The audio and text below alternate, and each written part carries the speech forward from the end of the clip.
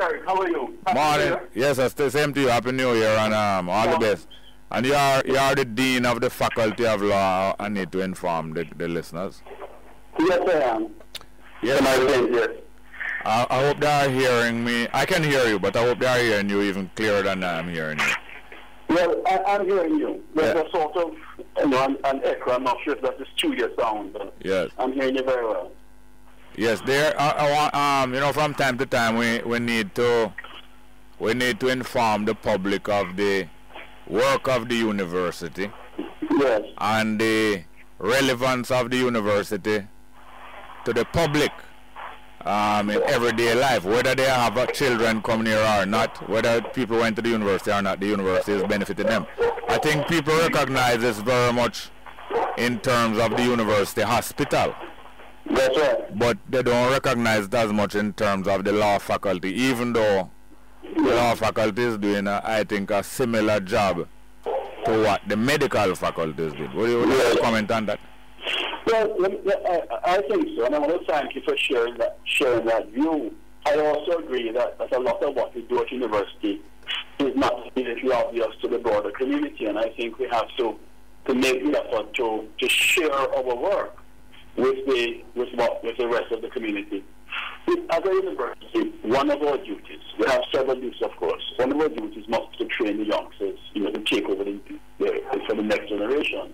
But another duty we feel pride very highly is knowledge creation, research, finding out new things, and we really need to share with others, what we are learning. So I agree with you that we are making a contribution, and I share with you the need to share that contribution with the broader public. I seem to have a memory of a legal aid clinic some years ago or some decades ago being attached to the university. Is this so? No, it is attached to the Norman Manley Law School. The law school, in fact, still operates a clinic. University facilitates the law school by giving them a space from which they work. Yes. So there's as a part of the general training of new lawyers, the law school operates a clinic to encourage and to expose our youngsters to the clinical part of the program, and of course the members of the Strong University Peak community with the benefits from that. That's still a critical part of legal education, and it's operated. And our function in the university is to facilitate that as best we can. Now, the very fact of the Norman Manley Law School operating a legal aid clinic, that alone can show the comparative benefits, not comparing, but the parallel benefits of a hospital and of a law faculty, because the hospital provides clinics for the health of people, and so it is that the legal aid clinic is also for the aid of people.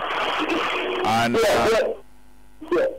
live in an environment where, for the most part, can you hear me, Gary? Because I'm not hearing you. Yes, I'm hearing you, sir. Yeah, for the most part, people have to pay for professional services. As a consequence, those who can pay more generally get more. And that's part of the challenge we have in our community. Yes. To ensure that everybody can get at least what they need to survive. We all have a legitimate share in this community. Yes. And we want to ensure that all can have that. So we need to provide legal aid at every level. Not just in the part of training. It's important.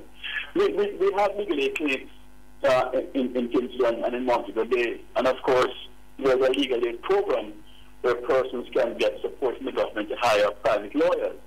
That is something we wish to see continually expanded, because we want everybody to be able to get justice.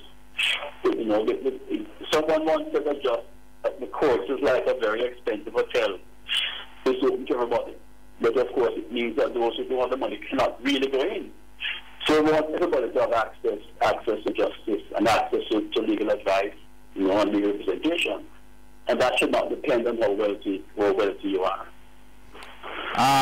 Now, as we were talking about health clinics at the University Hospital, legal aid clinics at the Norman Manley Law School. And in the government as well. I mean, it's not just a law school. No. Yes. Now, people visualize an individual or a family seeking aid at these places. Now, on the other hand, now, something that we can liken to a class action. You know, this phrase is more common in the United States, where thousands or millions of people having the same complaint are being affected by the same legal issue.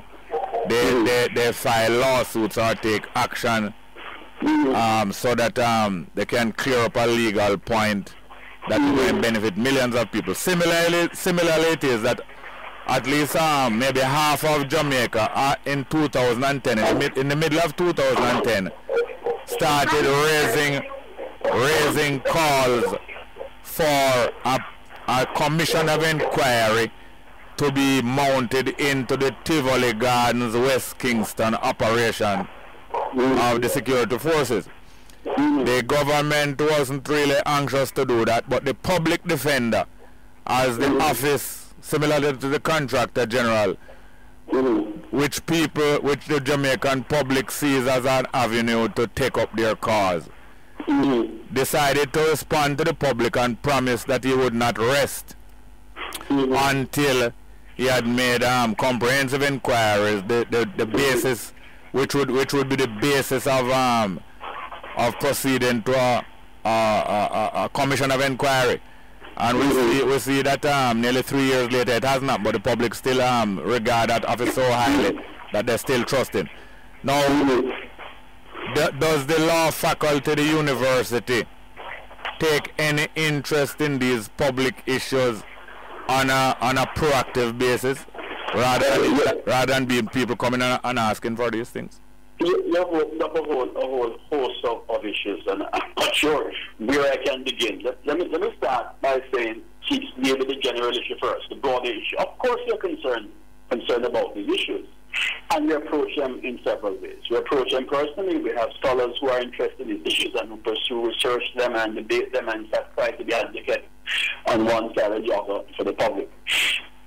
One of the things we're about to do next week is to invite here a very highly regarded young scholar with a Jamaican background to speak to us about development and governance and what it really means. Because one of the issues we're concerned about here, one of the problems we have here is how we manage power. You know, how people in government, how people in public service, how people in the private sector exercise the power we have. And Professor Davis is going to come to us next week to speak to us. The public lecture will be advertising it, and I hope indeed that you and the radio station can be there to see what's going on. At what time of day will this be? I think this will be in the afternoon. Unhappily, I'm tied up in some university meetings, so my colleague, Mrs. Gould, is the person who is handling that. But it will be, and I can probably call back your station and ensure that there's adequate information. Yes, I hope so. To be probably broadcast. I should ensure that is done later. Yes. Now, that's one of the things that we have to address, but the other issues, of course, as to how we have looked at, how we, mean the entire community of Jamaica, have looked at things like representation on a broader scale. Is an issue that is constantly provocative. Yes, because I've heard people saying, you know, with some degree of truth, that since the Morant Bay Rebellion, the Tivoli incident is the greatest casualty, the highest degree of casualty, intensity of casualty that the Jamaican public has suffered from the state. And but I think that although it might be true, people are forgetting not only the Coral Gardens operation against the Rastafarian community, but they are also forgetting the 1959-1960 operation that was being mounted against the Rastafarian community, but which, on appeal of some Rastafarians to the university mounted an inquiry which was able to stop the government and stop the Rastafarians from coming to a clash. And up to now is one of the most celebrated documents of the university, you know, that the Rastafarian report. Yeah, I don't know. You know, we've had so many examples of abuse. You know, I'm not sure which one counts for worse. You know, but certainly the rebellion. If we, from that point till now, we've had many examples, and we are constantly concerned about how we restrain power and how we administer power. on your same station, I heard your colleague talking the other day about something that concerns many of us in the community, which is extrajudicial killings. You know, the fact that people don't think the system works well enough, that we have youngsters who may very themselves be criminals, but somehow are dispatched without any due process. Yes. And the question is, how do we treat those issues? Yes. So we have a problem of governance. We have a problem of how we allocate power. We have a problem of how we hold people accountable for what the things they do. Not saying they're not acting in what they think is the best interest, but very often they're not accountable in how they exercise the power they give them. And that is one of the big challenges for us, to make people accountable for the things they do. Yes. We can't profess to always do the right thing, but if we do the wrong thing, we must give an account for it. Yes. And this is vital to the concept and the practice of the rule of law, not the rule of people, but the rule of law. May I point out one more thing? That you mentioned the scholar that is coming here. Yes. And I want to refer you to two of scholars, two apparently undergraduate or maybe graduate scholars of Harvard University, who have taken it upon themselves and are pressuring the American government to disclose more information about their involvement in the Tivoli affair. Yes, we'd love to find out, you know, whenever we speak about these things, we're accused of being conspiracy theories. But very often these things are provoked or supported by other people. Yes. And we'd like to know the extent to which they're involved. They may think they have an interest in what's going on as well. It may or may not be legitimate. But if anybody is involved, we wish to know. So what you're asking for, I think, generally, what I think I understand your program to be always asking for is for greater accountability, for greater disclosure, so that we can know what's going on. That's what I read into your debates every day. And let me say to you, I really enjoy them. Well, I really want greater accountability. Well, thank you very much, here, sir. Dr. Derek McCoy, Dean of the Faculty of Law. It's been a rather short interview, but I think we have got to hear from you of the concern and the practicality of the Faculty of Law. Sure, and what I wish to do, I wish to send a note to your radio station about Professor Davis's visit next week, so that we can broadcast it, because we wish for as many people as others to come. Yes, sir. A young scholar of Jamaican extraction, his name abroad, talking about what we're doing. And another most interesting aspect of the university is the university's work in the music industry and culture on a whole, and a lot of this work is done, and wider than that, even the Caribbean, not just Jamaica alone, Caribbean. We're talking now to the director of the Caribbean Study, Institute of Caribbean Studies, and the senior lecturer, Dr. Donna Hope. Good morning, Dr. Hope.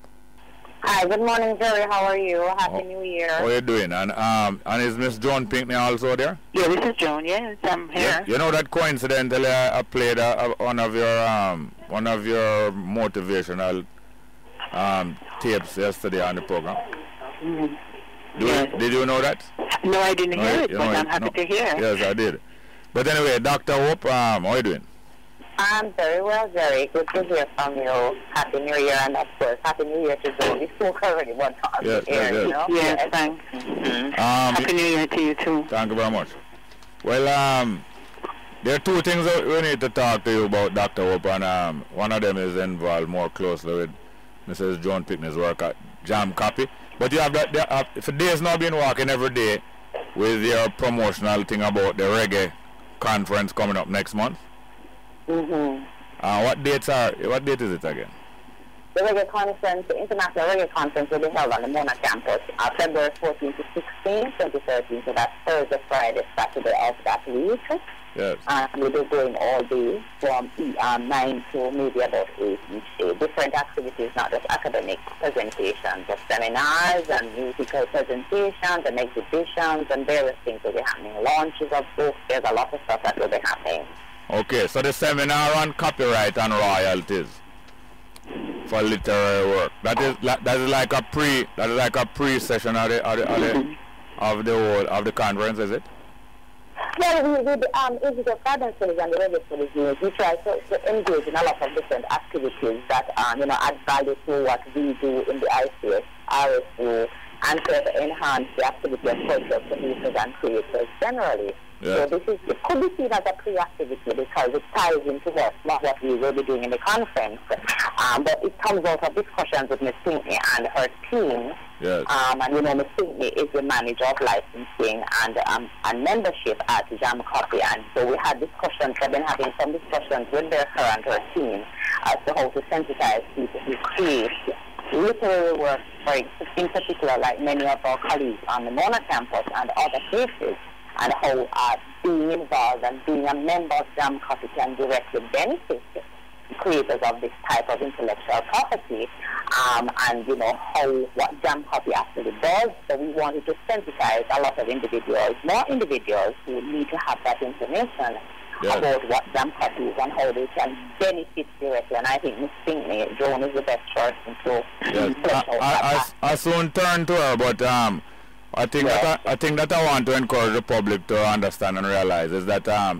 at the Institute of Caribbean Studies, Reggae Studies Unit, what you are in effect doing is a great part of your work is training managers. Not only for the music industry, but the creative industry generally, whether managers for publishing literary works, musical works, management of artists, all kind of different things. Training of management. Yes, we are training managers in the we have a bachelor's program called the Entertainment and Cultural Enterprise Management degree program, and we also have a Master's of Arts in Cultural Studies. And so what we try to do is to add that professional aspect, that higher level managerial administrative aspect to the creative industries, to the entertainment and cultural industries that are a very important part of Jamaica, of Jamaican life and culture, and also hopefully the growing GDP that we see for this country. I was hearing from a few people over the last few months that a course in your department that prepared people for entertainment law and that kind of thing was one of the most popular courses. Is that so? Well, we have several courses in the department, and remember that many of those types of courses will be tied directly to we call it the ESEM, for short. Could you repeat that? I'm not hearing you clearly. Yes, I'm saying, but we have, most of our courses are very popular, and that particular course you're talking about is tied directly to the ESEM program. We call the Entertainment and Cultural Enterprise Management degree, ECEM, ESEM for short. It's much more manageable on the tongue. Yeah. So we have several courses in that program. They are very popular because many of our students, even if they are doing a degree in, say, in the natural sciences, whereby science and technology, want to also expand their reach into an area that they consider to be an integral part of who they are as Jamaicans or Caribbean citizens, and in which many of them have a deep interest and are already involved in, as producers and or artists and or creators of different sorts. So maybe even I don't think maybe it is likely that even some law students, if they knew about your facility, would also include some courses from your department in their training for a legal career.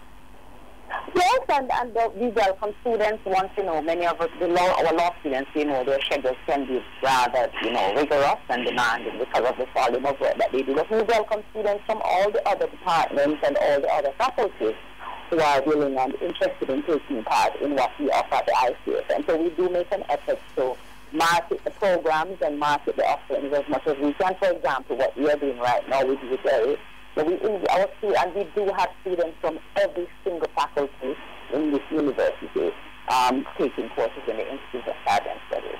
Yes, thank you, Ron. And I'm going to turn to Mrs. Joan Pinckney. Mrs. Pinckney, how are you doing?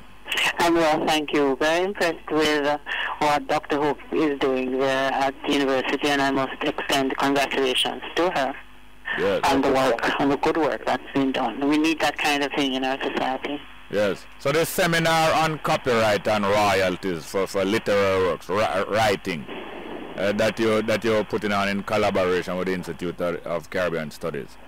It is lasting from 2 to 4 p.m. at the university. Is it free? Is it free for attendance? I think yes, it is, and my impression is that it's being put on by that particular department, but it is open to all persons who are creators of published works. Yes. Basically, what I intended to share with the group is an overview of what Jam Copy is and our roles and function, and also to encourage persons to come on board as a member having published a work, and because our primary interest really is to help persons who have works that have been published to manage the copyright in the way that would make their work secure as can be, and also to provide them with some compensation, having presumed that their work is being used without their permission. So the seminar really is to sensitize persons as to what we do here at Jam Copy and how persons can benefit through the membership that we have to offer. Yes, I see that the duration of the seminar will be from 2 to 4 p.m. Right. So you're going to get in what, like two different four panels in that are not really panels, but two different topics, or just one thing going right through? Well, another colleague, Troy Folks, will be sharing in the session. Troy Folks. Yes. And he'll be talking primarily about, because he is a bibliographic IT person here at Jam Copy. Bibliographic is pertaining to the listing of literature and books and that. The compilation of the editor, the author, all of those valuable information that make up the copyright. Because various persons, as you can appreciate, share copyright within any one work. And so that compilation is really the documentation of the various persons who participated in the creation of the work, and so he does that compilation on our database, and we get that information from the logs that we collect from the various institutions who have a license with us, including the university, of course. And what we've found, certainly in the last data collection from UWI that we got, is a number of persons, our creators, who actually work with the university, have written, are writing, and their works are being used, and so we would like for them. No, this brings me, it brings me straight to the next thing that I was going to ask you about. So many people who work at the University of West Indies Mona campus are from around the Caribbean, even other places in the world, but around the Caribbean. Right. And they do writing here, and it goes out through here and so on. So therefore, what you are doing here benefits not only Jamaicans, but other people who need to learn from what you are saying. Right. And similarly, I used to write in the 60s, and some of my things were published, and some were copied without permission. And most of them used to come out in Caribbean anthologies, collections of Caribbean works. And sometimes there's abroad, people used to send information to me from abroad. I remember Eddie Bradway contacted me in about 1981, telling me that both his writing and my writing had been pirated, kind of pirated by an American university put out a thing. And I was not aware of that. So what you are doing will benefit Caribbean writers as much as Jamaican writers. And I'm sure you won't mind if I say that you, being a member of Jam Copy yourself, understand and appreciate the benefits as becoming a member of Jam Copy. Yeah, because that's really what we want to get persons to appreciate and to enjoy as well. Yes, because as a photographer, being a member of Jam Copy, every year you people give me a check, a substantial amount of money, covering my rights around the world. So you do the same thing for writers too. Writers, all persons who are creators of works, whether it is literary or text-based form, as long as it is printed, as long as it is published, rather. As long as it is published, it is eligible. The creator of that work is eligible for membership with Jam Copy. All right, thank you very much, Mrs. Joan Pinckney and Dr. Donna Wood. One question before Ms. Pinckney goes. Is there a cost for membership? There's no cost. The criteria is that you must have at least one work that has been published, and by published we mean it would appear in a journal or in a book or in a newspaper or any kind of formal publication of that nature. And that's you of course you have to show an ID to show the relationship between the work and yourself, and we desire to see it so that we can have a copy of it on our files, and there's a form to be filled out, and that's basically it. All right, thank you very much, ladies. Dr. Donna Hope, Director of the Institute of Caribbean Studies, Related Studies Unit, and Mrs. Joan Pinkney, the Manager of Jam Copy. Manager of Licensing and Membership. Licensing and membership.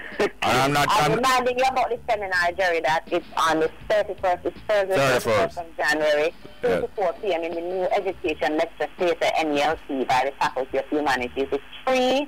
All are invited, especially people who have published literary work or are publishing literary work. To come in and, and of course to come in and learn how to sign up and hear all the benefits that Jam Copy provides from Ms. John Pinkney, Troy Folks, and team put on by the Institute of Studies and Jam Copy. All right, thank you very much, ladies.